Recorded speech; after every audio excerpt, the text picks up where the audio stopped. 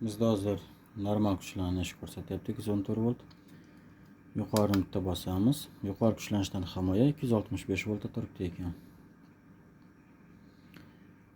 Pastni bosamiz. Past kuchlanishdan himoya 165 voltda ekan. Bu zavodda kelgan nastroykasi bo'yicha. Endi pastni bosib turamiz. 165 bo'lsa, endi kirib oldi unga. Endi ko'taramiz kuchlanishni. Bizga 180 volt normal holat. Sababi baribir buni stabilizatori chiqishiga o'rnatyapmiz. Past kuchlanishdan himoya 180 voltga bo'ldi. Endi yuqori kuchlanishdan himoya kirib oldik unga. Uni tushiramiz biz 245 voltga. 245 bo'la qolsin. Bizga mana shu bo'ladi 245 volt kuchlanish.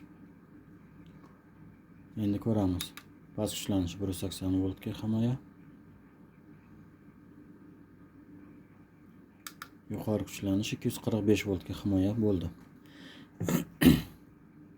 Endi later bilan tushirib ko'ramiz. Kuchlanishni tushiramiz. O'chdi 165 ga o'tganda. Endi kuchlanishni ko'taramiz. 180 dan oshdi. 190 ga ko'tardik. Bizda hozir yondi bu.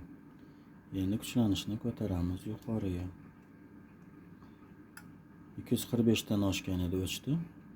Qaytarib tushiramiz kuchlanishni 236 ga. 1, 2, 3 yoqildi. Bizda relamiz ishlayapti. Buni endi iste'molchiga olib borib qo'ysak bo'ladi.